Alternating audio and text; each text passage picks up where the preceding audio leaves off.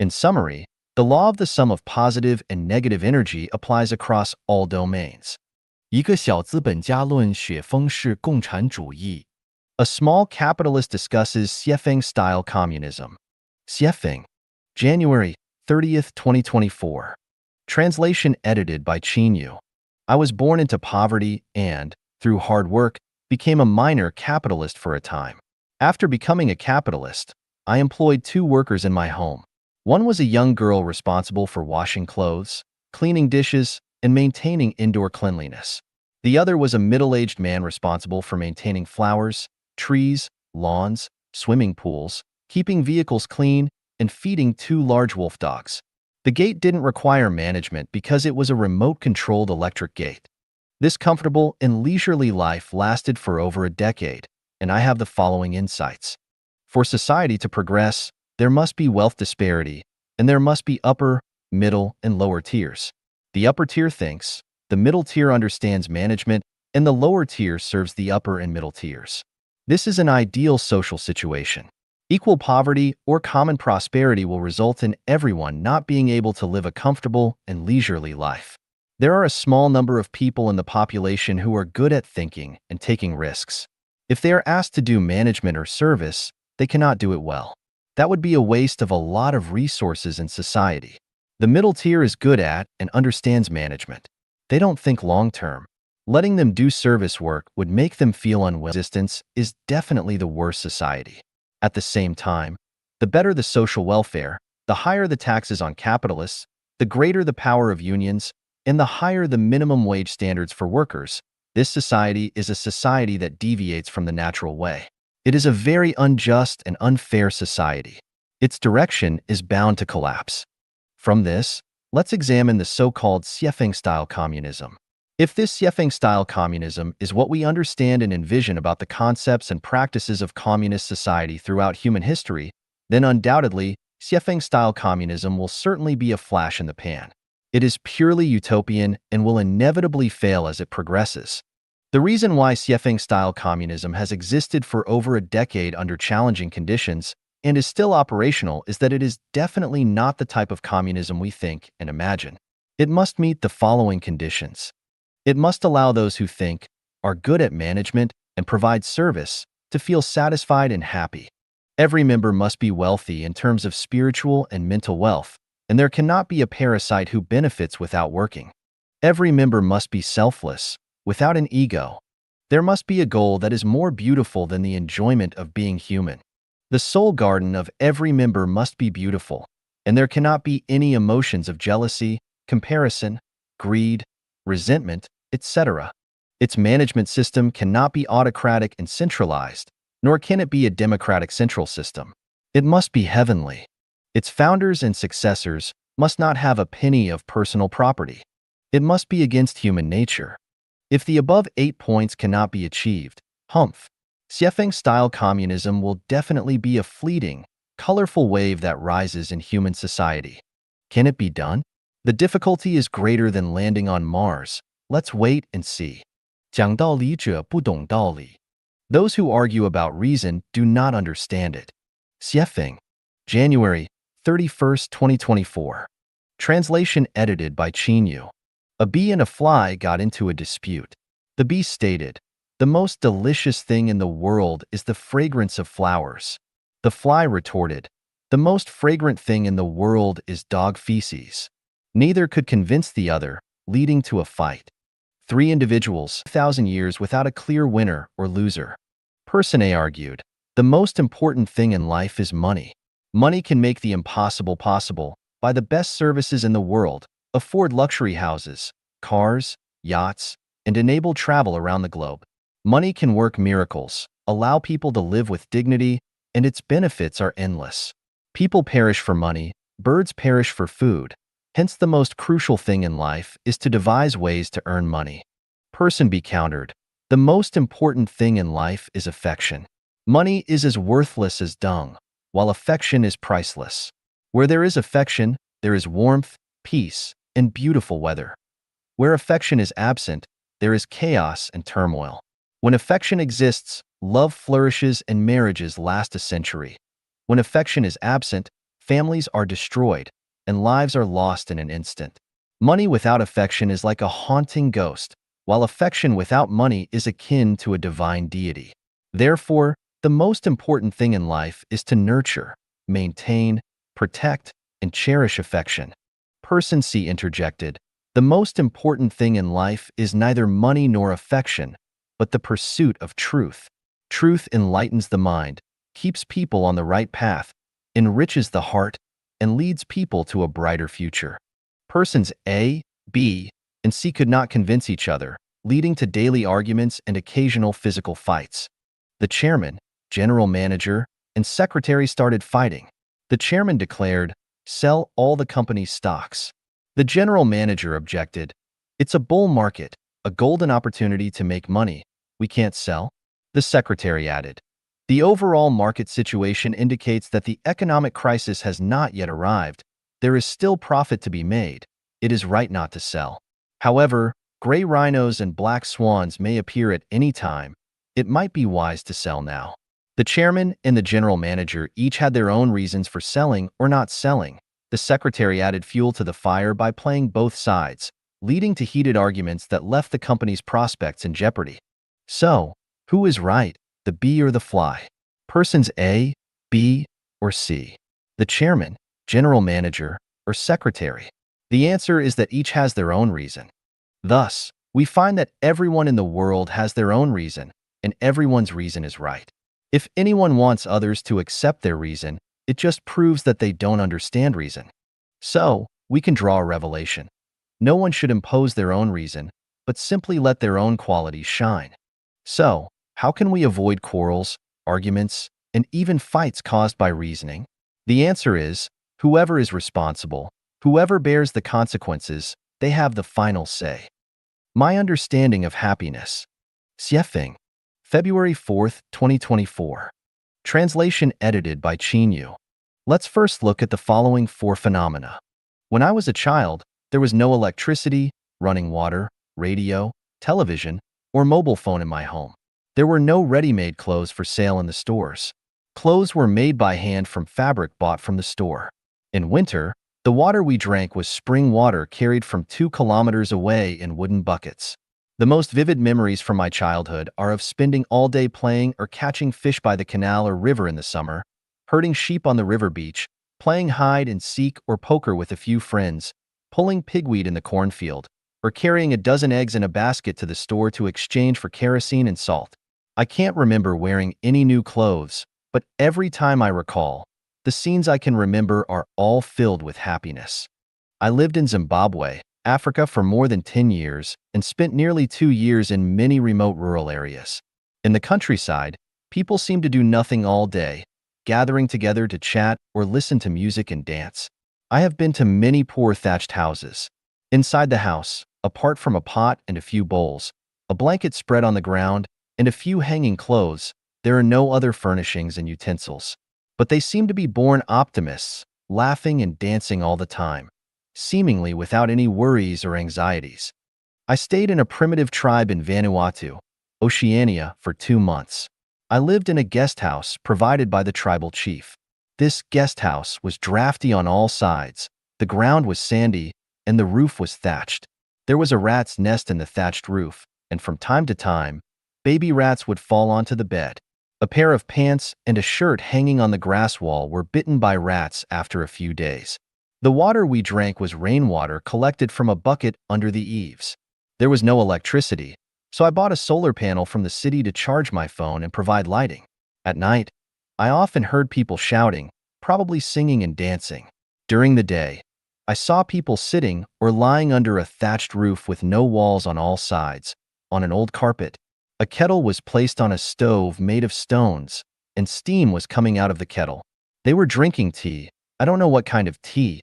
Anyway, it was the leaves of a plant. Drinking tea, 3 or 5 people chatting and laughing together. I occasionally received some food sent by people nearby, either papaya, bananas and mangoes, or occasionally they would kill a cow, and I would also buy some to eat. Apart from salt, there were no other condiments. There are clear rivers here. Bathing is done in the river, and clothes are washed in the river as well. I've been living in rural Canada for 7 years. The area is vast and sparsely populated, and every household lives in a villa. Apart from going to the supermarket in town and the annual garlic festival, people rarely gather together. Each family lives alone, which is probably why people like to go to church on Sundays, because only by going to church can people have the opportunity to interact and communicate. For 7 years, no police or government department staff have ever come to my house. Occasionally, I would go to Vancouver for a few days, lock the door, there are no anti-theft doors and windows, and leaving things like lawnmowers and small carts outside at will. The gate is never closed. After a few days, I came back and everything is as usual, with no signs of thieves. I hardly see any Chinese people all year round, and I have little contact with my neighbors. On Sundays, when I want to sleep, absolutely no one will come to visit and disturb me. Although the winter is a bit long, the interior is still warm. In winter, there is nothing to do. For several months, apart from surfing the internet and using the phone, all that's left is eating and sleeping. So, what do these 4 phenomena illustrate? They illustrate the essence of happiness. 选最艰难的那条路走。 Choose the hardest path. Xuefeng, February 13th, 2024. Translation edited by Yu. Let's consider the following 8 paths, and we choose which one to take. Herding sheep, selling sheep, building houses, marrying, having children, and letting children herd more sheep. Farming, selling harvested grains or vegetables and fruits, earning some money to build a house, marry, have children, let children go to university, and let children leave the countryside. Working for a boss year after year, earning a monthly salary, and maintaining the livelihood of the whole family. Striving to be a civil servant, working for the state, receiving a decent monthly salary, and maintaining the livelihood of the whole family. Opening a shop, whether it's reselling clothes, shoes, socks, hardware, electrical appliances, groceries, or engaging in catering or repair. The monthly income is higher than working for a private boss or the state, and you can live a comfortable life. Running a company and doing business, no matter what you do, as long as you employ more than 8 people to work for you, that's a company or enterprise, and you can live a moderately comfortable life.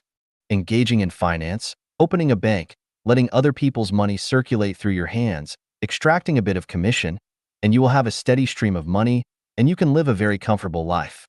Being an official, a high-ranking official, using power to control more resources, you will benefit infinitely, and the benefits are endless. The above are 8 paths in traditional industries, and the following are 8 paths in non-traditional industries. Live streaming to sell goods. As long as you can live stream on the internet, whether it's preaching Buddhism or showing nudity, maximizing traffic, the more fans, the greater the value, not to mention selling goods. Collecting advertising fees can bring in a lot of money. Running study classes, based on your own fame and knowledge or professional qualifications, seize people's inner desires to run study classes, let people pay fees, the bigger the fame, the more expensive the fees, you will get rich quickly. Creating a platform, in the era of mobile internet, as long as you set up a platform on the internet, let some people with needs achieve their goals through your platform. Each time a goal is achieved, collect a commission, money will flow into your pocket like a stream. Reselling information and resources, any information, as long as it is not public, can be converted into money. Steal information from somewhere, and then sell it to people who need information. You can make money. The more confidential the information, the more valuable it is. Obtain some kind of resource, and then sell the resource to people who need it. You can get a large or huge amount of money at once.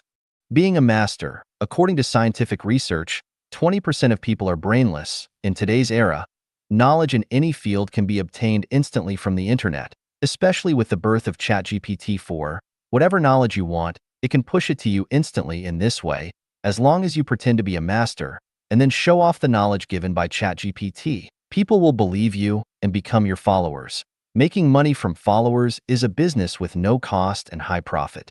Creating communication software. As long as you can program, you can create a large amount of software programs, from enterprise data management to games to social networking, from cloud computing to national defense, big data to dating between men and women.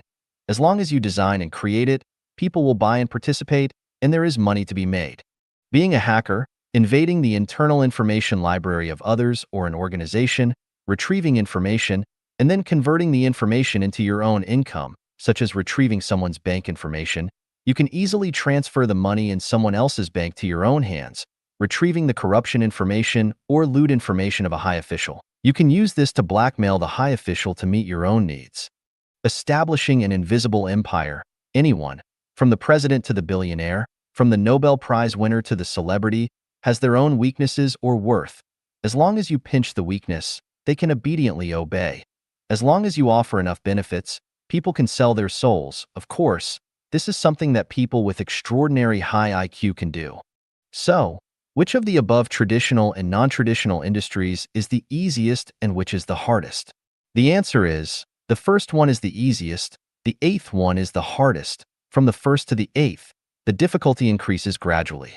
We will find that the easier the thing is to do, the less promising it is, the more likely it is to survive at the bottom of society, the more fragile its living conditions are, the more likely it is to be restricted and hit by the survival rules of the human-animal circle.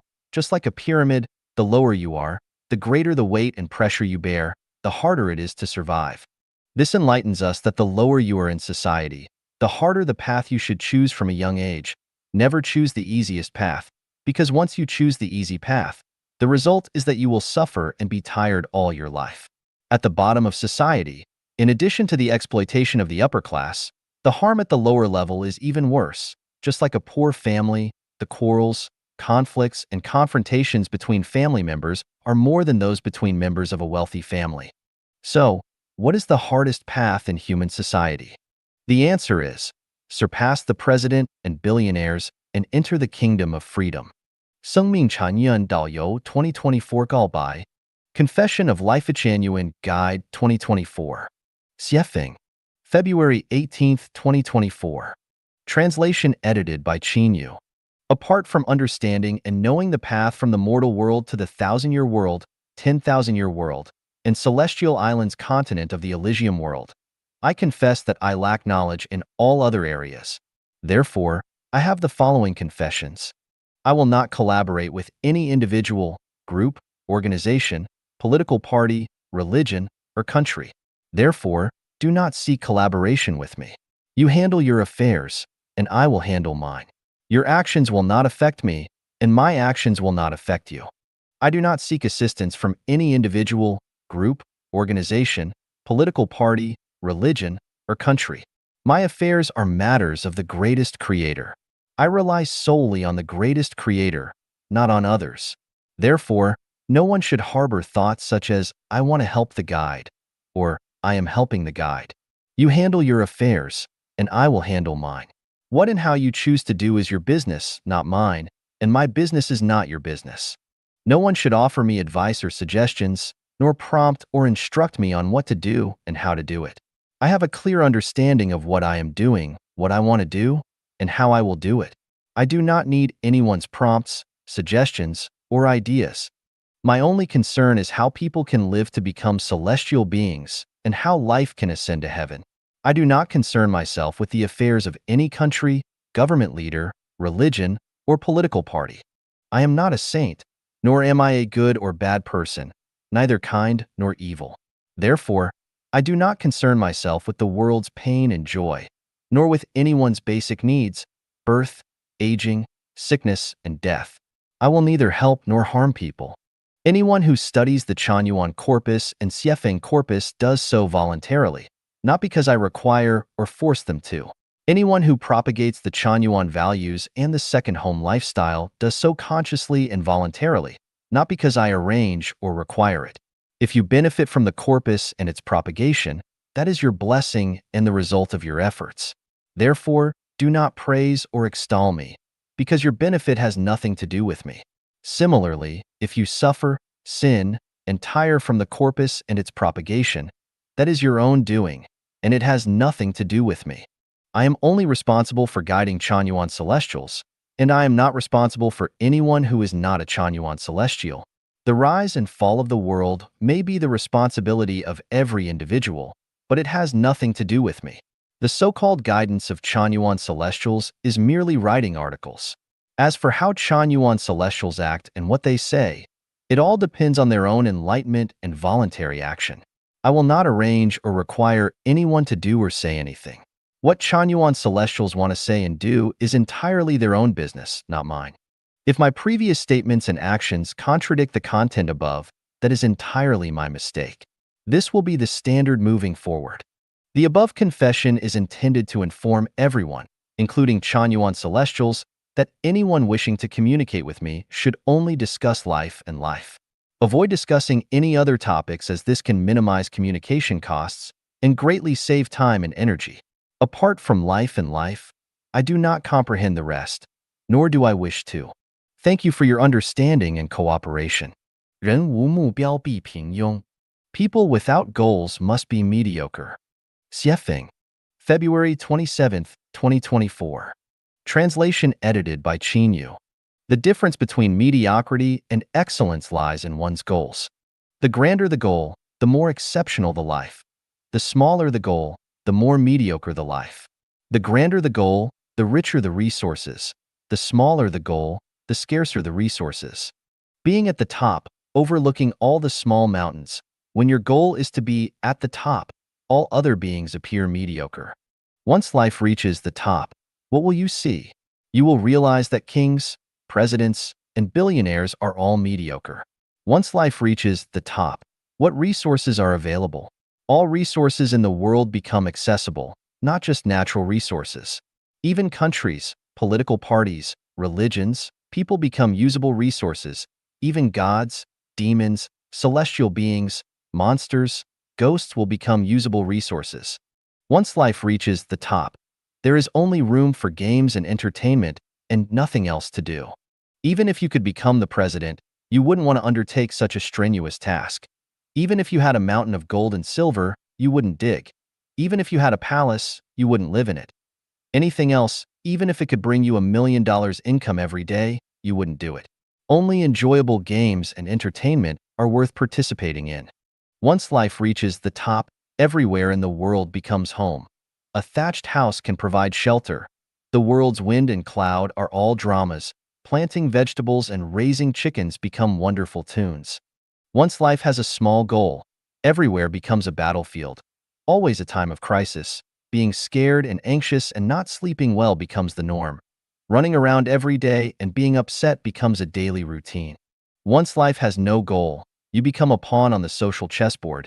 You become the meat to be cut on the chopping board. You become the leeks growing in the field. You become the things that can be swept into the trash can at any time.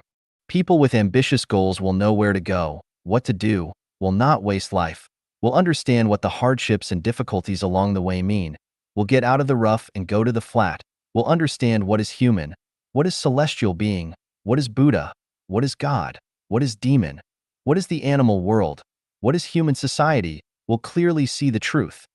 Otherwise, you are just a mediocre being. 内心有苦无外诉。 Do not speak of inner suffering. Xuefeng, February 29th, 2024. Translation edited by Yu. All beings suffer. Who is without suffering? Food, clothing, shelter, transportation, birth, old age, sickness, and death are all sources of suffering. Suffering from life, old age, sickness, death, suffering from love and separation, suffering from resentment and hatred, suffering from unfulfilled desires, suffering from the burning of the 5 aggregates, and then there is the suffering of mortgage and car loan, the suffering of reluctance, and the suffering of, though there is surplus of wealth and power, it's hard to maintain a stable life. The elderly are often easily moved, and the autumn rain is hard to clear. It's often easy to start things but hard to accomplish them. It can be said, the whole family's suffering is hard to express. The sadness is heartbreaking. Everyone has suffering in their hearts. If you internalize the suffering, people will become strong, clear, rational, and open-minded. Once you tell people about your inner suffering everywhere, people will become weak, confused, willful, and pitiful. There is a phenomenon worth thinking about. That is, in human history, those who have achieved something are mostly not complainers, and the more people live at the bottom of society, the more complainers. In fact, the real situation is that the more successful people are, the more suffering they have in their hearts, but they never complain to others. The boss's suffering is actually more and more complicated than the worker's suffering. The president's suffering is more and more complicated than the common people's suffering, but the boss and the president do not complain. Suffering is a seed. If you suppress it in your heart, it cannot grow and sprout. Once you say it, it begins to sprout and grow, and you can no longer control it. Everyone has this kind of experience. Once you speak out the suffering in your heart, you will feel a little more relaxed, a little more comfortable. But then, the listener will start to feel uncomfortable. This is called the transfer of suffering, meaning that you transfer your own suffering to others, although the suffering is transferred out. But there is a sequelae, that is, the complainer becomes a suffering plague. Source in the eyes and hearts of others, suffering plague, is similar. To the nature of the plague, people will avoid you in the future. So, your days will become more and more bitter. So, if you have suffering in your heart, bear it, don't ever speak out. As long as you don't speak out, you are a strong person. People will be willing to interact with you. Once you speak out, it signifies that you are a weak person. People will not want to interact with you. If you suffer for a long time, you will get sick. Your body will get sick. Your spirit and soul will also get sick. So you have to internalize the suffering in your heart. There are 3 ways to internalize. One is to learn to be grateful. Another is to actively and optimistically do things. The last one is to seek help from experts, for example. If you have spiritual suffering, then go to a psychiatrist. If you have psychological suffering, then go to a psychologist. If you have physiological suffering, then go to a physician. There is no need to tell people who are not experts, because even if you say it, it's useless. Since it's useless, why bother to say it? In summary, the more you complain about suffering, the more you suffer, and in the end, you will complain yourself into a dead end. Sweetness symbolizes heaven. Suffering symbolizes hell. People all want to move towards heaven. No one wants to move towards a person who often complains to others. 殖民的价值和文化入侵的益处。 The merits of colonization and the benefits of cultural assimilation. Xuefeng. March 25, 2024. Translation edited by Yu. The merits of colonization and the benefits of cultural assimilation. Advocating for colonization and cultural assimilation is often seen as politically incorrect and even rebellious. I am aware that many people may criticize and denounce me for this. Although my knowledge is limited, I respect the facts. I spent a full 15 years living in Africa, during which I visited countries such as South Africa, Mozambique, Botswana, Angola, and Tanzania. I also experienced Zimbabwe's unprecedented inflation and currency devaluation. Around 1998, I noticed a trend.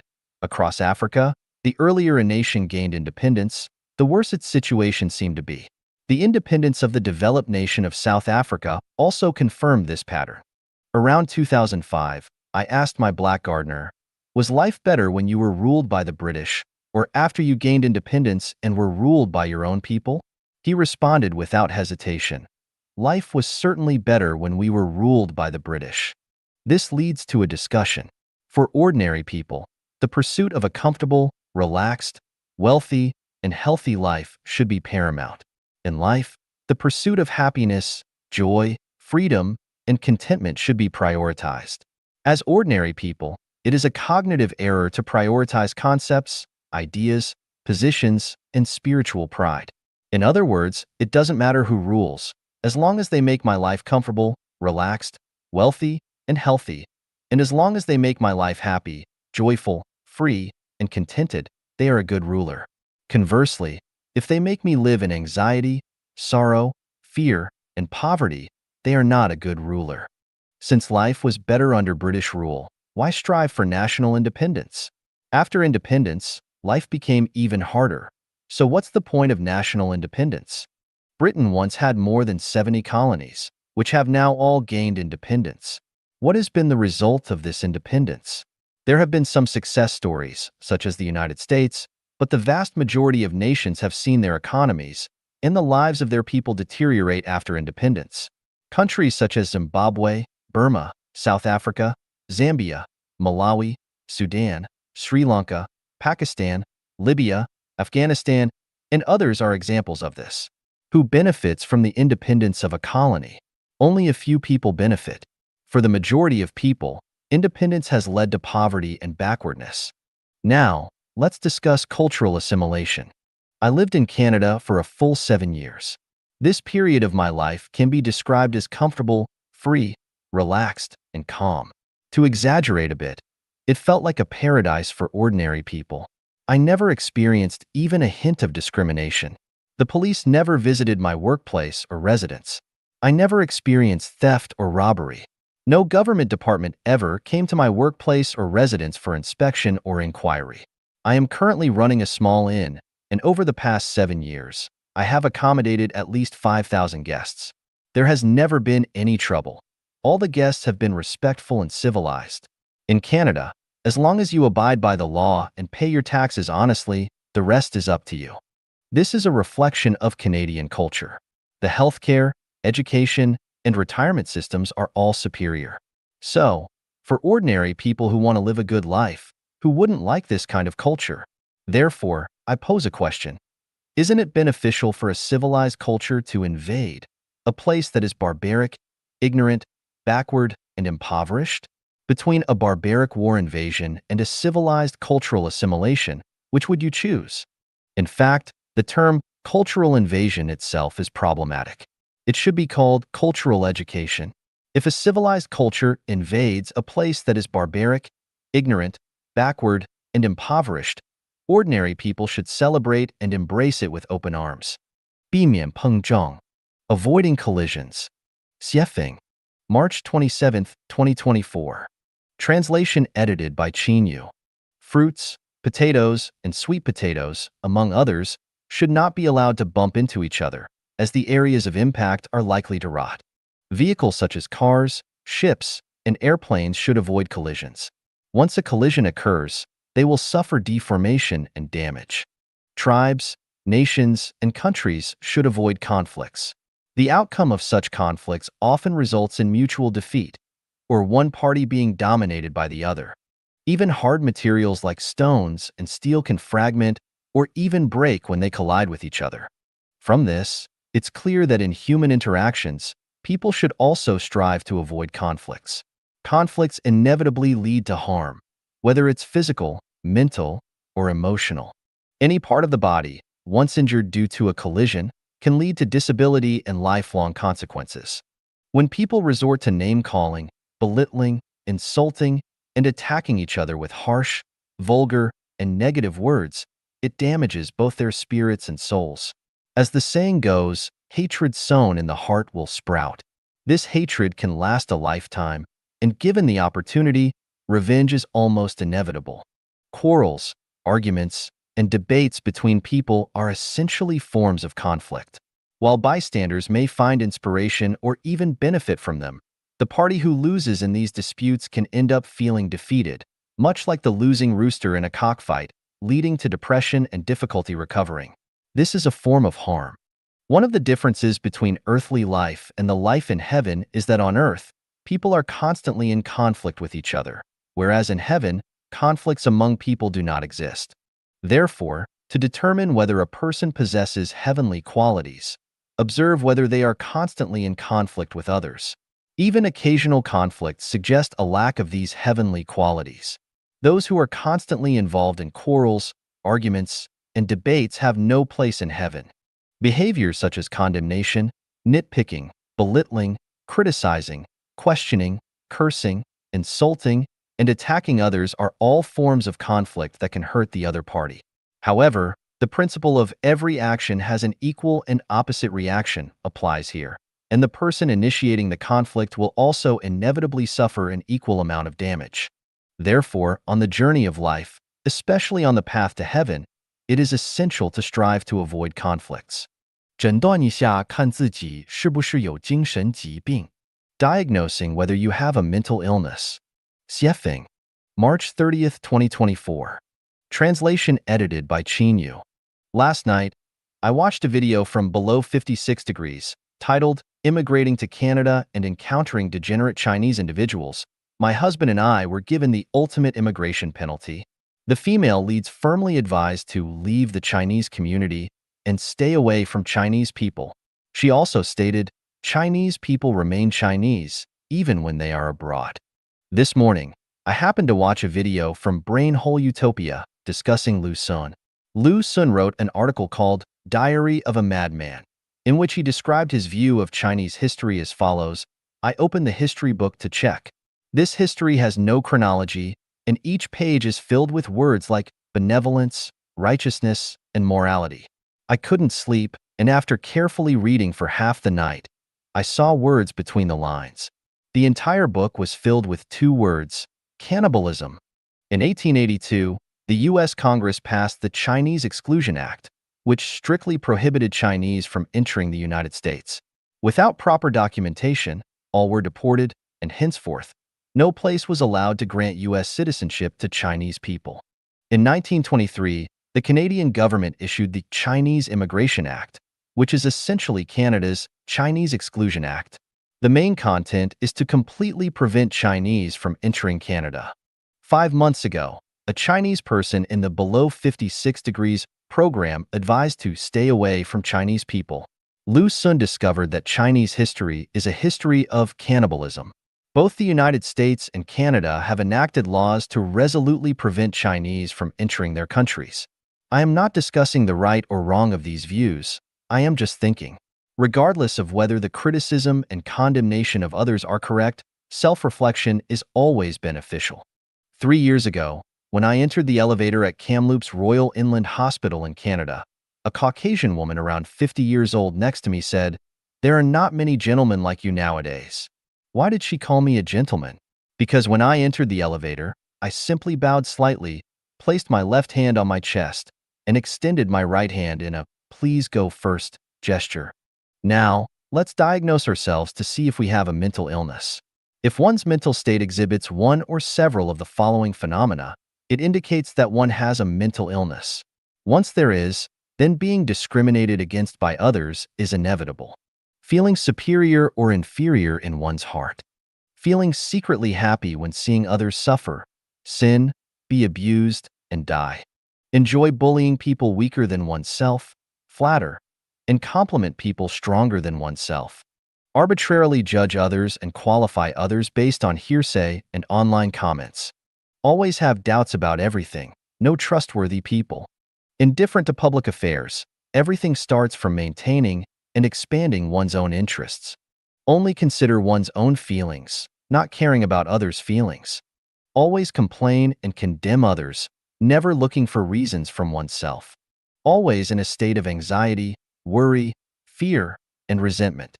Other medically recognized conditions such as delusional disorder, depression, schizophrenia, etc. If you exhibit any of the above 10 items, be careful, because you may have a mental illness. If you exhibit many items, it indicates that the mental illness is severe and requires treatment. 拥有100个妻子或100个丈夫之路. The path to having 100 wives or 100 husbands. Xuefeng. April 7, 2024. Translation edited by Yu. Do you aspire to have 100 virtuous and charming wives, or 100 noble and competent husbands? Theoretically, this seems impossible, but in practice, it is entirely achievable. First and foremost, you should understand that this desire cannot be fulfilled through power or wealth. The wives and husbands you acquire through power and wealth may not necessarily be virtuous or competent. The golden key to having 100 or even more wives and husbands is, you must be on the path to heaven. What does it mean to be on the path to heaven? Your soul garden must be beautiful. In your soul garden, there should no longer be any weeds or poisonous plants such as jealousy, complaints, comparisons, accusations, nitpicking, greed, resentment, etc. Instead, it should be filled with flowers like gratitude, diligence, sincerity, trustworthiness, optimism, romance, humor, contentment, cleanliness, and so on. You must be selfless and possess nothing, willing to sacrifice yourself for the benefit of others. Your life's efforts should not be for yourself, but for others, and you should understand that the more people you serve, the greater your value becomes. You must live openly and honestly, exposing all aspects of yourself to the sunlight, even your psychological activities. You should be willing to reveal them to the public without any concealment. If you can achieve the above 3 points, having a beautiful soul garden, being selfless, and living openly and honestly. I can guarantee with 100% certainty that you will have 100 virtuous wives or 100 competent husbands. It's not just 100. In fact, there could be 1,000, 10,000, 1,000,000, or even more. Imagine when you have 100, 1,000, 10,000, a million, tens of millions of wives or husbands. What depth, breadth, and height will your perspective and state of mind reach? Are you already living in heaven? A word of caution for you is that you should have, not possess. Once you desire to possess, once you treat the other party as your private property and restrict their absolute freedom, then you will not have even one in this life, and you will wander on the edge of hell life after life. Is it difficult to have 100 virtuous wives or 100 competent husbands? If you are on the right path, it's not difficult at all. If you are on the wrong path, that's just a dream. 不想结婚就到生命禅院来。 If you don't want to get married, come to Life Genuine. Xuefeng. June 17, 2007. Translation edited by Jiejing. Possession narrows the heart. Marriage is a product of selfishness, its motive and purpose being to eternally possess the other person. Marriage is a fishing hook baited with fragrance. Once hooked, you will leave the freedom of the vast ocean and can only soak in a small pond, gazing longingly at the expansive sea. It's easy to get hooked but hard to get off. Once hooked by marriage, a person is drawn into a program called family. Once inside this program, everything is beyond your control, and you will be a slave to the family for life. There are no marriages or families in heaven. Jesus said that in the kingdom of heaven, people neither marry nor are given in marriage. Buddha demonstrated that to reach the Elysium world, one must break free from the family. Why get married? Why put a rope around your own neck? Why turn your precious life into a mess, neither human nor ghost? Is there really no other way to live? Human values hold that getting married and starting a family are natural and right. The Bible created Eve for Adam, and the two became one. Since then, no one has questioned the rightness of marriage and family. This belief has persisted from ancient times to today. And what is the result? Who is truly happy? Who is truly free? In the 1,000-year world where I have lived, there are no marriages or families. The happiness and freedom people enjoy there are incomparable to those on earth. That is the true human life. By comparison, Earth's people live as if in hell. The family is the main source of human suffering. As long as families exist, humanity will never reach an ideal state. Only selfish people want to get married and start a family. Only incompetent people look forward to marriage and family. Only sick people want to get married and start a family. Why should a free and lively fish leave the rivers and seas to suffer in a small pond, neither living nor dying? Is it sick? Why get married and start a family? For sexual enjoyment? Can't you enjoy sex without marriage and family? As long as both parties consent, do as you please. What does it have to do with others? What right do others and society have to deprive people of the sacred rights given by the greatest creator? What moral standards are there? If any, bringing happiness and satisfaction through sexual activity is the moral standard. Why get married and start a family? For a stable life? Is life necessarily unstable without marriage and family? Has humanity experimented with this? Should freedom and happiness be sacrificed for stability? If so, lying in a coffin buried in the ground would be supremely stable. Why get married and start a family? To continue the lineage? Can't the lineage continue without marriage and family? Those who want children can have them, those who don't can choose not to. Consider all children as your own, and won't the lineage continue? Why insist on biological offspring? To monopolize the earth? Why get married and start a family? For support and care in old age or illness. Don't worry, I have a solution.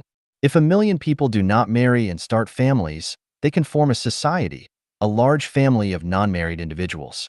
When you are unwell, there will be someone to care for you. When you are old, there will be someone to support you and see you off. Why get married and start a family? Is it because your parents are pressuring you and you don't want to disappoint them? This can be tricky but also manageable. First, ask your parents a few questions.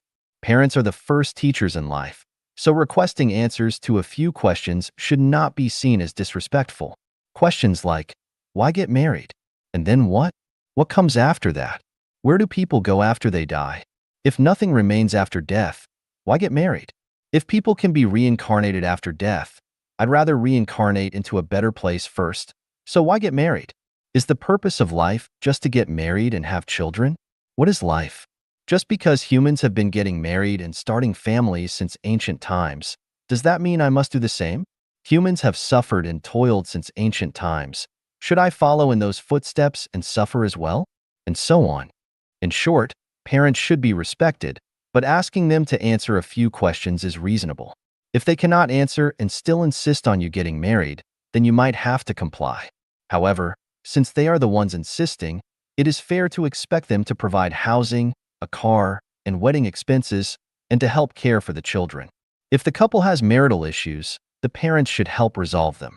Since parents are insisting on your marriage and family, they should take full responsibility. They should also live long enough to take care of their grandchildren, as they are the ones who wanted them. The grandson is what you want. The safety issue of the grandson going to college and working and getting married and starting a family should be properly arranged by the grandparents. If you don't want to get married and start a family, come to Life Genuine. As long as everyone lives according to Life Genuine values, I have thought of and resolved all potential issues you might encounter. Why love only one person? Love more people. The more, the better. Why must you propagate your lineage on earth? Spread it in the heaven. Still want to get married? Go ahead. Endure a lifetime facing a critical face. If you end up with someone with peculiar habits, you'll have to swallow your suffering silently. Want to read and meditate in your spare time? No way. Today, a distant cousin is getting married. Tomorrow, an uncle's sister-in-law is in the hospital. The day after, a distant Uncle Lou is having a funeral. You must attend all these events. You used to have just one set of parents. Now you have two sets. The number of relatives and friends has multiplied, and you must manage all these relationships. If your partner has a chronic illness, you can forget about having any leisure time for the rest of your life. If you want to give your parents some money, you need to apply for approval first. If it's not approved, you'll have to act like a thief, always on guard for those prying eyes behind you. Once caught, don't expect to be in a good mood for at least 3 days. When an old flame or a dear friend of the opposite sex calls after a long time, you might want to exchange sweet words, but you can only manage a few stiff sentences because someone is listening in. At a class reunion, you might want to express your heartfelt sentiments and let loose with old classmates. But with your spouse nearby, you have to behave to avoid misunderstandings and subsequent interrogations or scolding when you get home. Have a child, and if it's a prodigy, congratulations. But if the child is disabled, it will consume your worries for life. Remember, marriage and family are not novels filled with romantic plots. They are composed of numerous complicated and confusing details. Crying, making a fuss, and threatening to hang oneself, cursing, hitting, and wielding a knife are common and inevitable. Why get married? If you don't want to get married, come to Life Genuine. Let's figure out the best way to journey through life together. 近30次搬家的启示 Revelations from nearly 30 moves. Xuefeng. May 10, 2024. On April 28, 2024, after living for over 6 years in Lac La Hatch, I drove nearly 5 hours to move to the shores of Anaheim Lake, a vacation paradise. The snowy coastal mountains are clearly visible, and Anaheim Lake is vast, tranquil, and serene. Facing the lake and snow-capped mountains, backed by the vast primeval forest, I purchased this place, which includes 8 wooden houses that can accommodate 30 people, and leased the management rights to 800 square kilometers of forest land, establishing a secluded haven for the Chanyuan Celestials. Looking back on the places I've lived, I realized I've moved nearly 30 times. Anaheim Lake, Lac La Hatch, Vancouver, Vanuatu, Lijiang, along the banks of the Peacock River in Korla, Luntai, Kuka, Nanjing, Kunming, Anning, Chuxiong, Linsong, Mablerain, Belvedere, Mount Pleasant, Eastleigh, Marlborough, Greendale, Chitungwiza, Mbeer, Avondale, Yuzhong, Zhangye, Zhochuan, Xiaheking. In some areas, I moved 3 times, such as in Mount Pleasant, so in this life, I have moved nearly 30 times. What are the benefits of moving? Moving to a new place always fills one with curiosity and a sense of novelty, allowing one to appreciate different environments, house structures, and the ambience different spaces provide, and the joy of rearranging and setting up everything anew. It's an opportunity to discard many items that are seldom used or not needed, simplifying life. One can get away from troublesome environments and people. What are the downsides of moving? Moving is exhausting. Many things need to be repacked and upon arrival, unpacked and arranged again. Sometimes, one can't handle it alone and needs to ask for help. From vacating the old residence to finding a new place, a series of procedures must be handled, and new addresses must be registered with relevant departments, companies, and individuals, which is not an easy task. The new place requires planning and development, including planting flowers and trees, so one is often busy creating a new environment. The most memorable revelation is that after becoming a Chanyuan Celestial, moving has become extremely easy. For example, when I moved from Lac La Hatch to Anaheim Lake, everything was left intact for other Chanyuan Celestials to live in, and I only needed to drive a car with some personal belongings to the new place. This is somewhat like moving in the thousand-year world. Just speaking of moving, becoming a Chanyuan Celestial is indeed a great blessing and fortune. 人没有选择权. Humans have no choice. Xuefeng, May 17, 2024. In our youth, brimming with energy, we perceive life as a canvas of choices, people to meet, things to do, and paths to explore. Yet, as we age and reflect upon our past, we come to realize that we have no real choice. What we once thought were decisions of our own making were, in fact, orchestrated by an unseen force. These were the experiences we were meant to have, the paths we were destined to walk. Gazing up at the night sky, countless celestial bodies, present for decades, during my father's time, my grandfather's time, and even my great-grandfather's time, have been there, each moving rapidly in its assigned place, absolutely without the power to choose. Amidst the teeming masses, people rush about daily, seemingly making choices, aspiring, longing. But as one nears the twilight of life, it becomes apparent that our existence is choreographed by destiny. We have no choice. Who can choose their parents? Who decides their birthplace and time? Who selects their ethnicity or race? Who determines their gender and appearance? Who picks their siblings? Who has a say in their DNA? Even the circumstances, timing, and location of our death are beyond our control. Did we choose our spouse? Our children? Did we opt for the illnesses we endure? The people we encounter on life's journey, are they of our choosing? Upon closer inspection, it becomes evident that while some events appear to be choices, they are actually preordained arrangements. Rice or noodles, coffee or tea, Chinese or Western cuisine, a night out at the market or scrolling through TikTok at home. In the face of such decisions, we feel empowered with choice. Yet, when we delve into history, we discover that all choices are influenced by cultural history, habits, preferences, tastes, and values. The so-called freedom of choice is but an illusion, with invisible forces having long since laid out our paths. We are but puppets, guided by the hands of fate, mere programs within an intricate network. To grasp the principle that humans lack choice is to ascend to a celestial state. No matter our circumstances, we should face life with clarity and equanimity, feel content no matter where you are or what you are doing. The diversity and stratification of species are nature's design, as is the social stratification within human society. If there are villains, there must be heroes. If there are philanthropists, there must be agitators. Thus, we should live true to our nature, finding peace in our inherent being, clear-minded, without regret, living with grace and elegance. Concerns about success and failure, wealth and poverty, fame and infamy. These are self-imposed shackles, the torment of the mundane. Shatter these chains, and one discovers boundless optimism and freedom, with paradise at every turn. Why haven't regions like China, India, the Middle East, or Africa birthed technological civilizations, while Europe consistently leads the charge? The origins of different races reveal a grand design, not a question of intelligence or a desire for progress or regression. It's the narrative needed for humanity's grand play. With this understanding, Every phenomenon seems logical, every twist entertaining. Immersed in nature's wisdom and masterful design, we see the folly in all man-made values. Marriage, family, kinship, nationhood, reputation, inheritance, glory, wealth, or poverty, all are but human fabrications, needless worries that cloud our existence. Only then do we uncover the joyous paradise of living in harmony with heaven and earth. What to choose? Choose nothing. Let the wind blow and the rain beat down, seasons shift and the world transform. I will dance to my own rhythm, sing to the tune of fate, bloom spontaneously, and wander freely. Some fret over humanity's future. Fools! Do you believe humanity's destiny lies in our own hands? Do you think the future of livestock is in their control? We need not worry about humanity's future.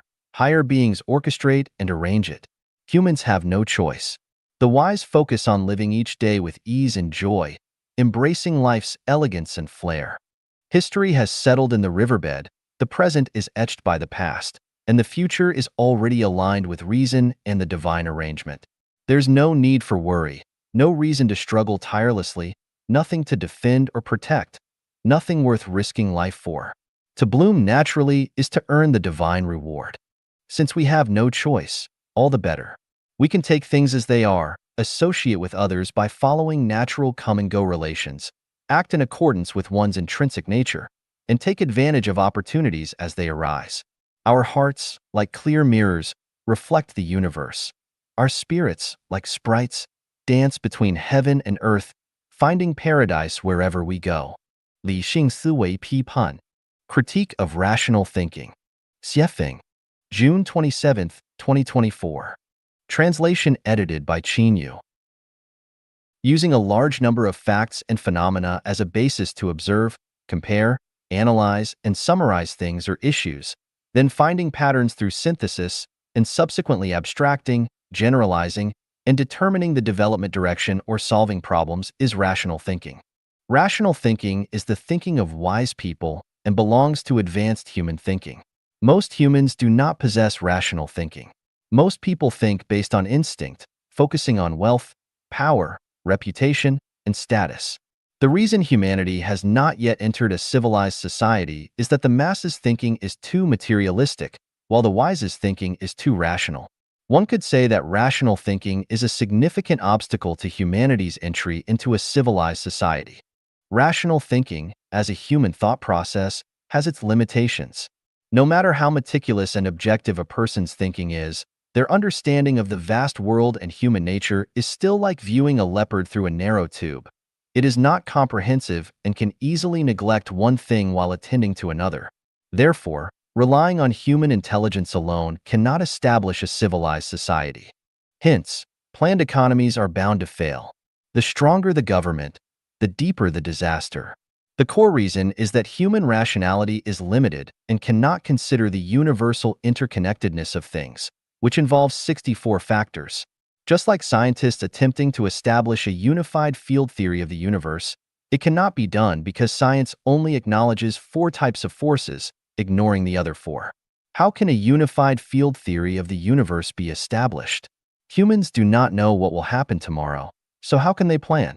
Locke regarded life, liberty, and property as the 3 main elements of natural human rights. Hayek believed that property rights are the core of market order and individual freedom. The primary reason countries like the UK and the USA have become relatively civilized and powerful is that they legally guarantee the sanctity and inviolability of private property. Even a thatched cottage is sacred and inviolable. The wind can enter, the rain can enter, but the king cannot enter. The essential characteristic of capitalism is to ensure the sanctity and inviolability of private property. It is almost impossible to build a system superior to capitalism based on human rationality or ideals. Therefore, the pursuit of communism and utopian ideal societies cannot be achieved. Not only that, but it will also cause disasters. Thus, the sanctity and inviolability of private property are a very just principle in human society. Ensuring the property of people like Musk is inviolable is certainly a blessing for the entire human society. However, The sanctity and inviolability of private property do not conform to the standards of the heavenly kingdom, nor do they meet the psychology and needs of the proletariat. This means that to elevate human character, soothe the minds of the proletariat, and lead humanity into a more advanced state of civilization, the sanctity and inviolability of private property cannot become a legal principle. However, infringing on legitimate private property is absolutely wrong and cannot be justified under any pretext. To make 99% of people live happily, freely, and joyfully, it cannot rely on a planned economy or a market economy. Relying on human rational thinking is definitely not the way. It is absolutely impossible to design an ideal social system with human wisdom alone. The so-called invisible hand of the market regulating things would mean returning to a jungle society where the strong prey on the weak and only the fittest survive. Can humanity enter a higher state of civilization by abandoning rationality and the market? Yes, it can. This can be achieved by simply copying and pasting the heavenly life mechanism. The second home created by Xuefeng is a copy of the production and living model of the thousand-year world of the heavenly kingdom. This copying model avoids human rational intervention and the jungle law mechanism of the animal world. 为什么不让人在全球自由流动和迁徙？ Why not allow free global movement and migration? Xuefeng, June 27, 2024. Translation edited by Yu. Some people believe that allowing free global movement and migration would lead everyone to rush to wealthy and developed countries, leaving the poor and underdeveloped regions empty. Others argue that free movement and migration would facilitate criminals, making it easier for them to evade legal sanctions, leading to increased global criminal activity. I want to ask, is the scenario you describe based on your imagination or reality? How did you reach this conclusion without trying it? Have all Chinese people moved to Shanghai? Have all Americans moved to New York? Have all citizens of the 27 Schengen countries moved to Switzerland? Do you think tourists will crowd only famous attractions? Where there is a drop, a waterfall forms. Once the drop disappears, the waterfall ceases to exist. When food is scarce, people scramble to buy it. When food is plentiful, no one rushes to buy it. The more restrictions there are, the more coveted and harder to obtain something becomes, the more it stimulates people's desire and impulse to break through and obtain it. Once restrictions are lifted, there may be an initial chaotic situation, but it will quickly ease and gradually become calm and stable. Once a person is full and satisfied, can they eat more even if a grand feast is presented to them? Have you seen all the birds in the world flying to places with abundant food? Have you seen all the fish in rivers, lakes, and seas swimming to the Indian Ocean? Have you seen all the mosquitoes and flies in the world migrating to the tropics? Do you still believe that everyone in the world will crowd into New York or Tokyo? As for crime, who believes that increased freedom will lead to more crime? Will places with high government control and tight surveillance have no crime? Furthermore, wouldn't reallocating the resources used for border checks and visa restrictions to crime prevention and combating be more cost-effective? In conclusion, free movement and migration have countless benefits for the public, but no harm. So why are the freedoms of global citizens still restricted? The core reason is, the personal interests of those in power would be harmed, so they do not allow ordinary people to be free. 种什么收什么. You reap what you sow. Xuefeng, June 29, 2024. Translation edited by Yu. Nature gives us a simple and direct lesson. You reap what you sow. When we plant wheat in the field, we harvest wheat. When we plant corn, we harvest corn. For thousands of years, humanity has never observed a phenomenon where planting carrots yields watermelons or planting potatoes yields tomatoes. Can this lesson apply to other areas?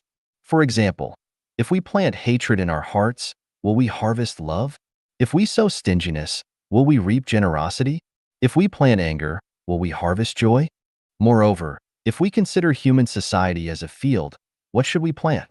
If we sow selfishness, will we harvest selflessness in return? If we plant theft and robbery, will we reap living and working in peace and contentment? If we sow dishonesty and breach of trust, will we harvest trust and fidelity? Additionally, if we view the universe as a field, what should we plant? If we plant the belief that humans are the most intelligent beings in the universe, or humans can conquer heaven, or humans are the rulers of all things, or my fate is controlled by me, not by heaven. Will we reap health, safety, freedom, and happiness? If the principle of you reap what you sow does not hold, why not do as you please? If the principle of you reap what you sow does hold, would you dare to act as you please? Human society has many negative phenomena, such as disease, hunger, turmoil, war, displacement, helplessness, hatred, infighting, deception, misfortune, and so on. If we consider these phenomena as fruits, are these fruits of our own making? We can analyze each specific phenomenon, tracing back its origins. For instance, someone has a headache, someone is in a car accident, a village is flooded, a family is exterminated, someone is imprisoned, one dynasty is overthrown by another, or current conflicts like the Russia-Ukraine war and the Israel-Palestine conflict. I may not have the ability to conduct such in-depth analysis, but I believe that in the greatest creator's field, the principle you reap what you sow holds true. In the devil's domain, it might be sow melons, reap beans, sow beans, reap melons. But one thing I can be sure of is that when we sow beans but reap melons, we are not far from misfortune, suffering, and hell. Dear reader, what have you sown in the past? What do you plan to sow in the future? 高维解决低维难题易如反掌。 Effortlessly solving low-dimensional problems with high-dimensional solutions. Xuefeng, July 1st, 2024. Translation edited by Yu. There are no insurmountable problems. Just raise the dimension. For Earthlings, immigrating to Mars might seem like a challenge, but for a high-dimensional being like Elon Musk, it's not a problem at all. Playing with a smartphone effortlessly in remote mountains without electricity or signal seems difficult for humans, but high-dimensional beings like Musk can solve it with ease. With the help of intelligent navigation systems, people can drive to unfamiliar big cities without a map, without getting lost, and without wasting time. Is it possible to have a face-to-face chat with someone thousands of miles away? From conventional thinking, it seems impossible, but today's smartphones have solved this problem. There is no such thing as impossible. There are only things that are not yet understood or beyond our current cognitive abilities. Once AI's IQ exceeds 200, all the world's nuclear weapons would automatically become inoperative. This is called a dimensionality reduction strike. Once the brilliance of the past is crushed by higher dimensions, decline is inevitable. When decay sets in, there will be no more crying or shouting. We once believed that marriage was a conventional aspect of life. Men marry and women marry off. However, with the advent of the second home, we have discovered that traditional marriage and family structures are an endless sea of suffering.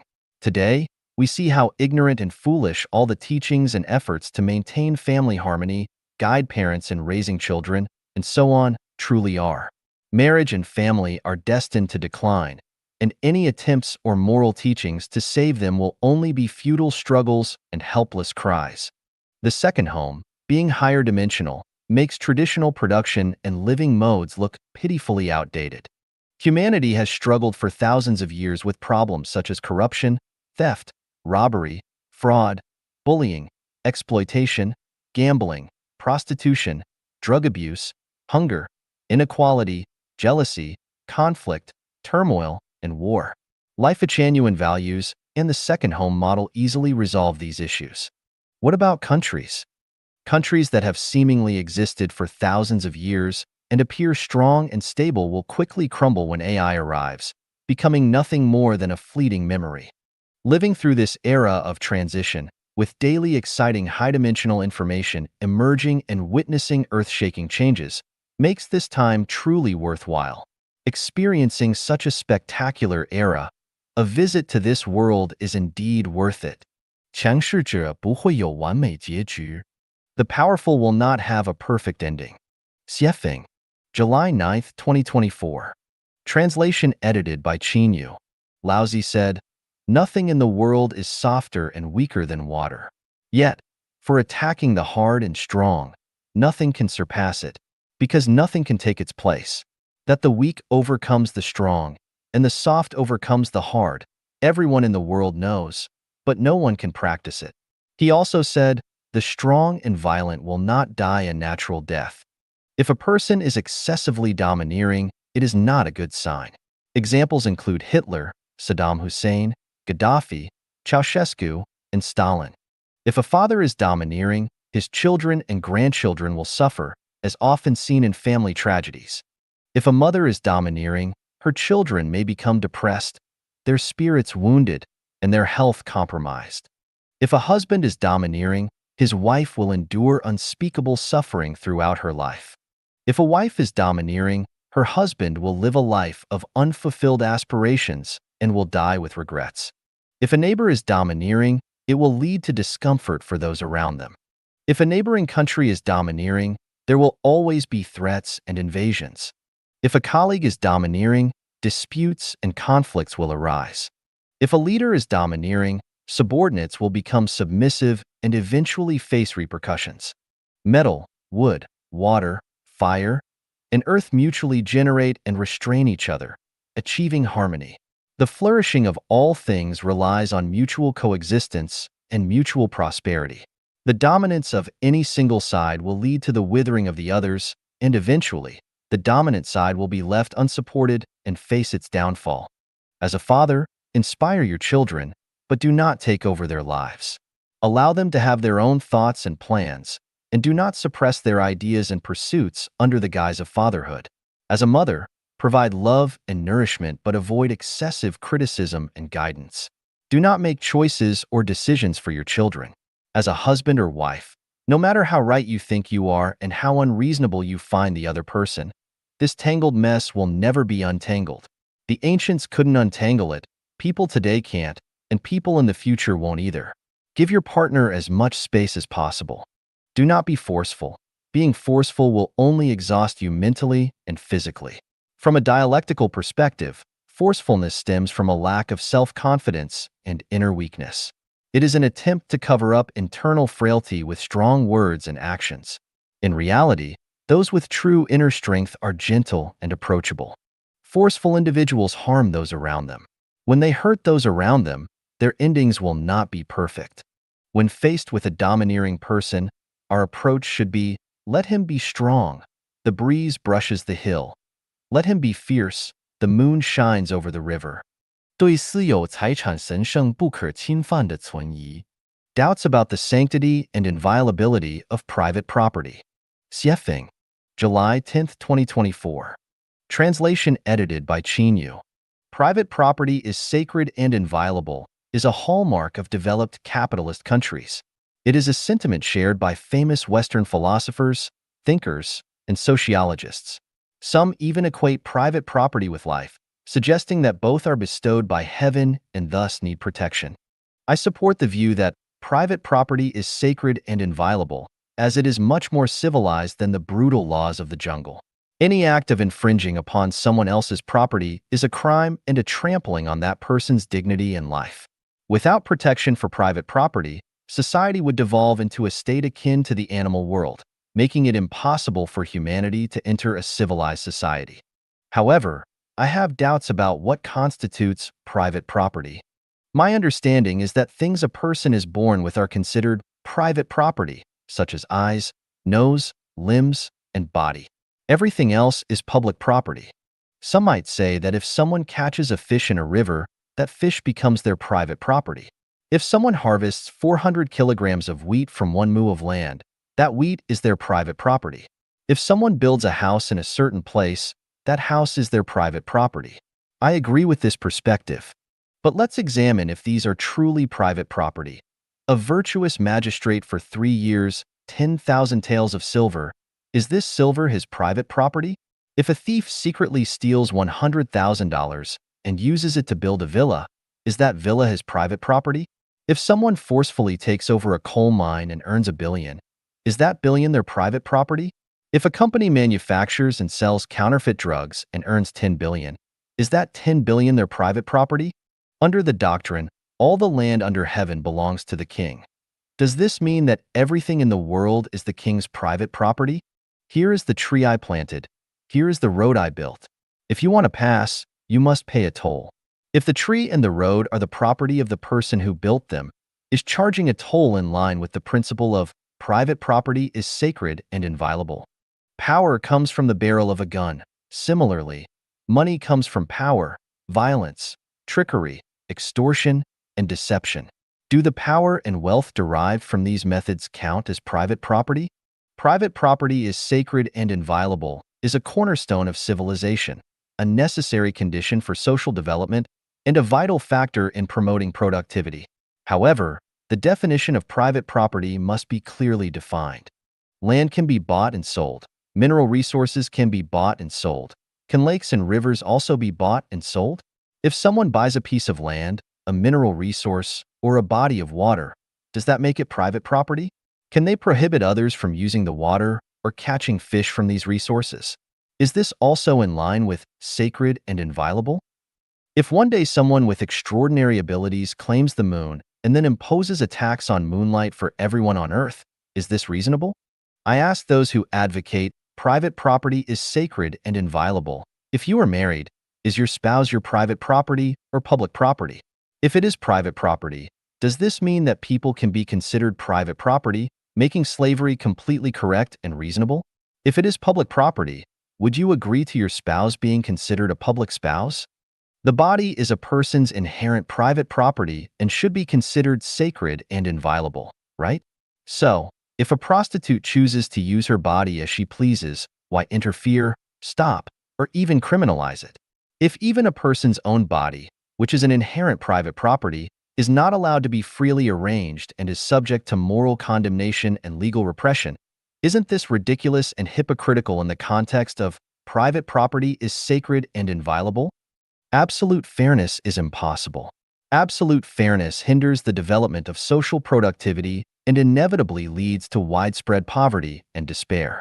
But consider this: a farmer works hard all year but still struggles to make a living, while a financial speculator can earn tens of millions or even billions annually. Is this fair? Stop proclaiming private property is sacred and inviolable so loudly. If you truly care about the public and the advancement of society, think more about how to ensure people's well-being and happiness. For those living in a dilapidated house with a worn-out quilt, you should not insist on the sanctity of your tattered house and quilt. Once the principle of private property is sacred and inviolable becomes a universal moral and legal standard, your decrepit house and quilt will be instantly obliterated. This is because you will not be involved in the making or enforcement of laws, and your descendants will be impoverished. Private property will have no relevance to you. I'm a little envious of trees. Xuefeng, July 10, 2024. Translation edited by Yu. Sitting by Lake Anahim and gazing at the lush trees along the shore, I suddenly felt a wave of melancholy. Damn it, I'm alive and yet I'm not as unrestrained and free as a tree. I couldn't help but feel envious of the trees.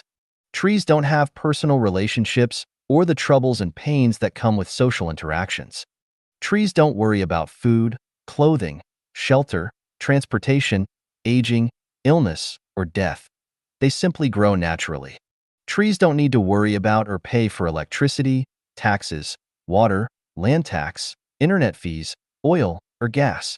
Trees don't have to deal with any complicated and distressing administrative affairs. Trees don't worry about winter, nor do they need to think about heating. Trees don't argue with neighbors or distant trees about right or wrong. Trees quietly observe everything around them, leisurely enjoying and savoring the beauty of nature, almost like celestial beings.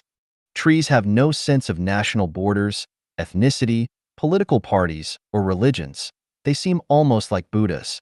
Trees don't wear pants, don't go to school, don't have to manage the emotions of parents, children, spouses, or worry about socializing with relatives and friends during holidays. Trees are cared for by nature. They just need to calmly enjoy their existence. They don't need to consider buying a car, getting a driver's license, or applying for an ID card or passport. Damn it, living as a human isn't as good as being a tree. How tragic. Will hitting a wall lead to enlightenment? Xuefeng, January 2nd, 2024.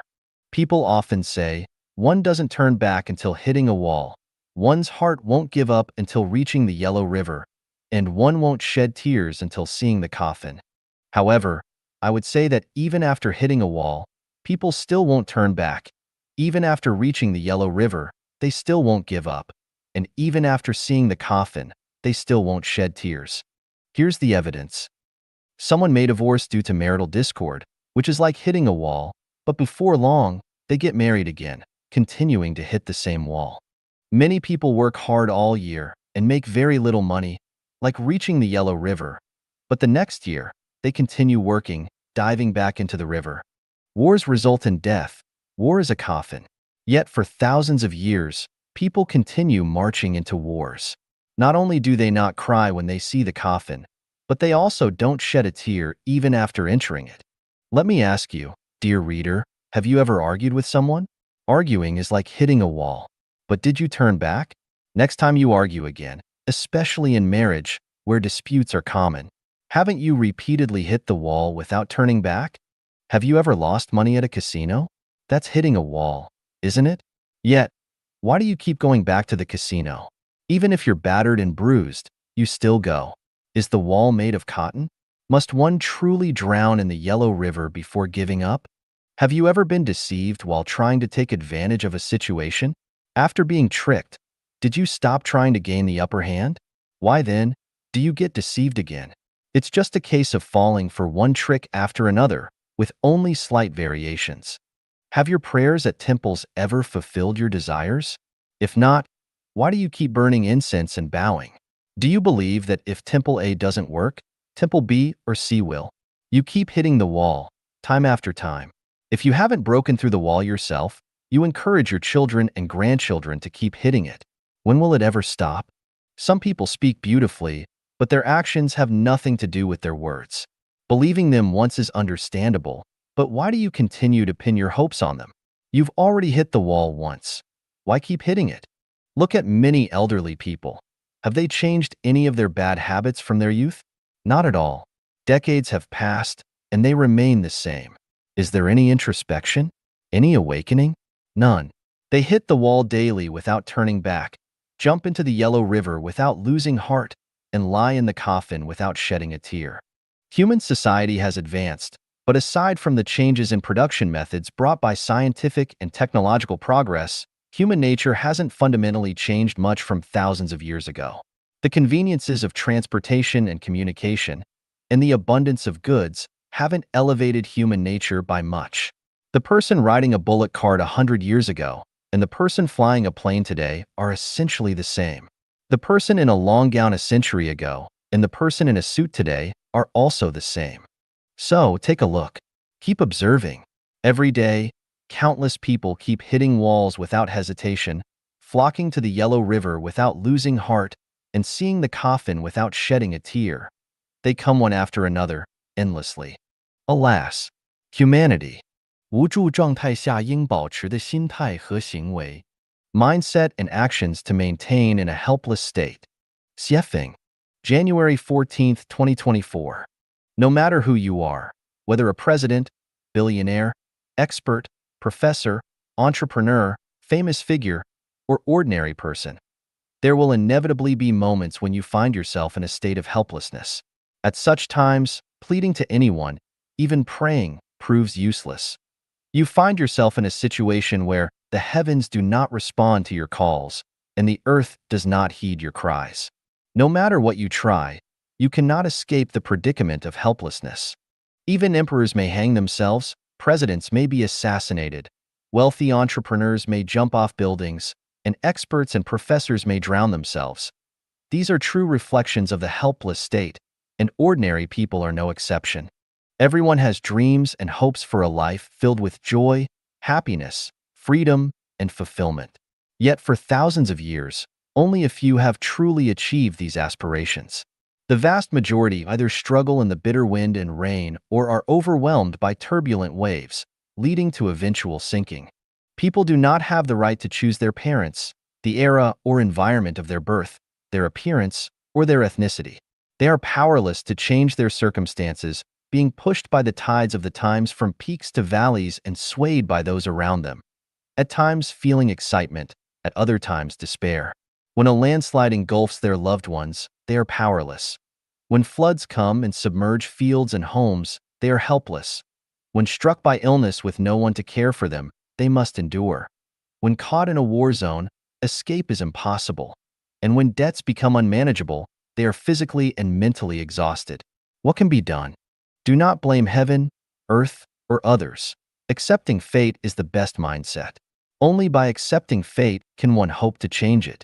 Blaming heaven, earth, or others will only worsen the situation, while thanking heaven, earth, and the Creator may offer a chance of escape. Resentment will only make things worse. Gratitude is the best remedy for overcoming hardship. Why accept fate? Because there is no alternative. Why accept fate? Because everything is self-created. It is the result of choices made over multiple lifetimes, as well as the outcome of one's haphazard and misguided efforts. When we explore the mysteries of the universe, we find that everything follows laws and principles. Everything that happens is neither accidental nor random, but inevitable. Understanding this helps us realize that our situation is of our own making. Heaven does not spare anyone nor unjustly harm anyone. Understanding this allows us to see the path our lives should take.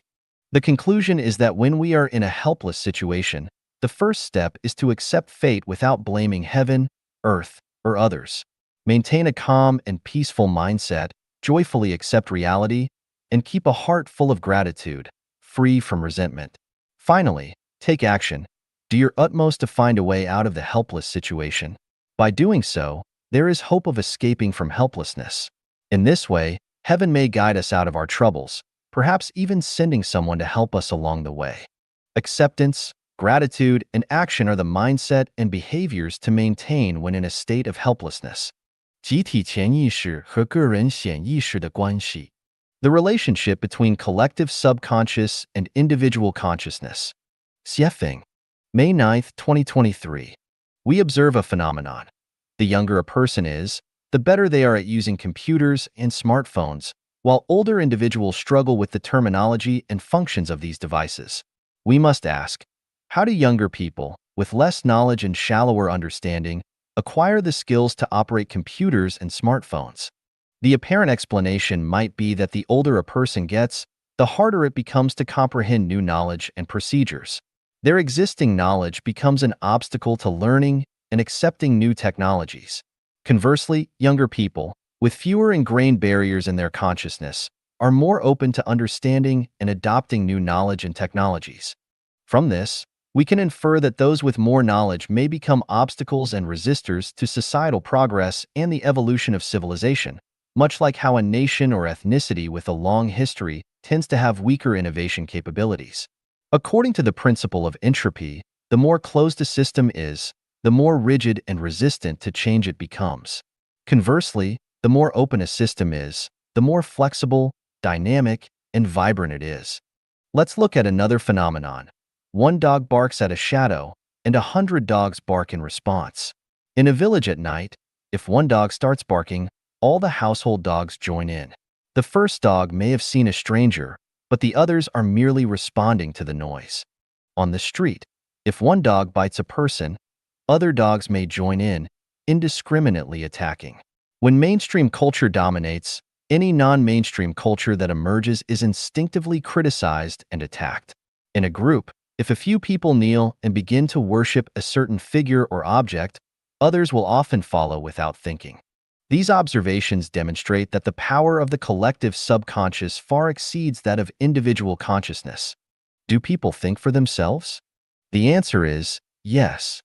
However, reality shows that true independent thinkers are 1 in 1,000.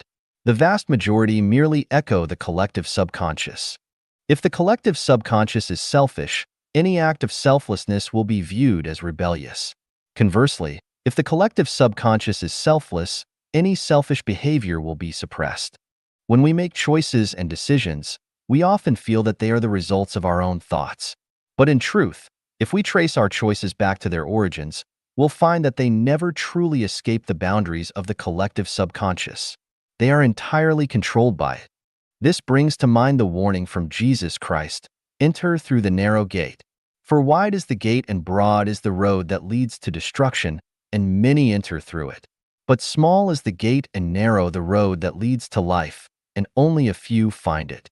In simpler terms, The path that the majority follow leads to death. The path followed by the majority is driven by the collective subconscious. While it seems relatively safe, the result is ultimately tragic. From this, we can predict the outcome of our actions. If our behavior aligns with the will of the majority, the journey will be smoother, safer, and easier. But the destination is destruction. On the other hand, if our actions consistently diverge from the masses, encountering more resistance and difficulty, the destination will be life. When facing great resistance, difficulties, and disdain from others, and we begin to doubt ourselves, let's listen to what Celestial Laozi said. The common people are bright. I alone am dull. The common people are clear. I alone am confused. He also said, know the male, but keep to the female. Become the ravine of the world. Know the white, but keep to the black. Become the model of the world. Know honor, but keep to disgrace. Become the valley of the world. In simple terms, when others go to the city, I go to the countryside. When others focus on the practical, I focus on the abstract. The key is to not let the collective subconscious dictate your choices and decisions. Now, let's analyze why younger people seem to be naturally adept at operating electronic devices like computers and smartphones. This phenomenon is not driven by the collective subconscious, so what is the cause? It is caused by universal consciousness. The emergence of any phenomenon must involve an invisible hand guiding it. Since this phenomenon is not driven by the collective subconscious, there must be a force beyond human collective subconsciousness at work. This force is universal consciousness. Fully exploring the concept of universal consciousness would require extensive discussion, which falls within the realm of academia, so I won't delve into it here. 与人和睦之道大船，让小船大人让小人。 The way of harmony with others. Big boats yield to small boats. Greater individuals yield to lesser ones. Xuefeng, June 5, 2023. On the ocean, when a big boat and a small boat meet, the big boat should take the initiative to yield to the small boat. If they collide, those on the small boat are at much greater risk of harm, while those on the big boat are relatively safer. Cars should yield to motorcycles, motorcycles to bicycles, and bicycles to pedestrians. All vehicles should give way to pedestrians. The stronger and safer party should always yield to the weaker and more vulnerable. This is humanitarianism. In the societal realm, the wealthy should yield to the poor, officials to the public, celebrities to the common folk, teachers to students, and doctors to patients. This, too, is humanitarianism. In interpersonal relationships, greater individuals should yield to lesser ones. Who are the greater individuals? Those with a broad perspective, high level of understanding, good manners, cultivation, self-restraint, deep moral integrity, and who are reasonable and empathetic. And who are the lesser individuals? Those who are narrow-minded, short-sighted, petty, vengeful, lacking in manners, cultivation, and self-restraint, and who are unreasonable. Therefore, when interacting with others, if the other person's cultivation, knowledge, and moral character are not as developed as yours, you should yield to them and avoid causing them harm. Under the same pressure, those with a broader perspective and higher understanding can bear it more easily, while those with a narrower perspective and lower understanding cannot. For instance, 100 yuan may be just a tip for a rich person, but could be a lifeline for a poor person. Losing 100 yuan might not matter to the rich, but for the poor, it could mean going hungry that day. If you are spiritually and emotionally rich, you will always yield to others. If you are spiritually and emotionally poor, you will argue fiercely, stand your ground stubbornly, and leave others with no room to maneuver. If you see someone endlessly arguing with a pig, there's no need to analyze further. The person who is arguing with the pig shares the pig's consciousness and understanding. Celestials and Buddhas always yield to others and never engage in arguments. Anyone who argues with others is certainly not a celestial or a Buddha, but a mortal, or even a worldly person. Those who yield to others are sure to be sages, celestials, or Buddhas. 睁眼看世界，闭眼养实力。 Keep your eyes open to observe the world. Close your eyes to cultivate strength. Xuefeng, April 22, 2023. The more information a person absorbs, the more developed their mind becomes, the wiser they become, and the more solutions they have for dealing with problems. Even a genius, If their intake of information is limited, will have narrow thinking, restricted cognitive abilities, and will make short-sighted decisions. The more complex a structure is, the stronger its consciousness. Cabbages have consciousness, earthworms have consciousness, as do tigers, leopards, wolves, and monkeys. Humans rise above all other creatures because they can learn, absorb information, and draw conclusions from experience. This is why the human brain is more complex than that of other animals and plants. ChatGPT is smarter than humans because it has absorbed far more information. From this, we can see that whoever absorbs the most information possesses superior wisdom and ability. This tells us that we must keep our eyes open to observe the world and absorb as much information as possible from all fields: philosophy, science, religion, politics, culture, art, customs, and beyond. We must also stay updated on the current natural and social dynamics around the world. Only by doing this can we hope to make the best judgments and choices. Are the Life-Genuine values and the second home model the best? Only through comparison can we determine this. How do we compare? We compare them with similar communities and ideas that have existed throughout human history, with the values and models established by all religions, and with the concepts and systems created by political figures and groups across history. Only by comparing can we differentiate, and only by differentiating can we make accurate analyses and judgments. If we discover values and models superior to those of Life-Genuine and the second home, we must either thoroughly study and emulate these other systems or abandon our own completely and integrate into the new. We must not remain stuck in our ways, nor blindly believe that ours is the best. Therefore, our thinking must remain open, not closed off. Close your eyes to cultivate strength means that after widely absorbing information, we must sift through it. We need to swiftly respond to urgent information while deeply exploring the essence and truth behind it. At the same time, we must cultivate our ability to adapt to the constant changes in the external world. This ability is our strength. Without the capacity to adapt, no matter how much information we take in, we won't be able to cope with the ever-changing world. For Life-Genuine, our strengths are the Life-Genuine values, the second home model, and the Chanyuan celestials. Our goal is to make Life-Genuine values universal, to establish the home model as the future of human production and lifestyle, and to enable Chanyuan celestials to become transcendent celestials. These are the strengths we need to cultivate. As our strength grows and deepens, Life-Genuine will become unstoppable. Having advanced values alone is hollow. Having the home model alone is unsustainable. Having the Chanyuan celestials alone would lead to disorder when challenges arise. However, when the values, model, and Chanyuan celestials are integrated into a single, harmonious system, they create a powerful and profound strength. As long as we keep our eyes open to observe the world, avoid blind arrogance, continuously refine our values, and constantly improve and perfect our production and living model, remaining flexible and adaptable rather than rigidly adhering to dogma, and as long as the Chanyuan celestials continually correct their misunderstandings and mistakes, we should not underestimate ourselves, even if we are just seedlings now. One day, this seedling will grow into a towering tree, providing shade to many and bearing fruit to feed and nourish those in need. 什么是应对世界信息变化的能力？答疑先问。What is the ability to respond to changes in world information?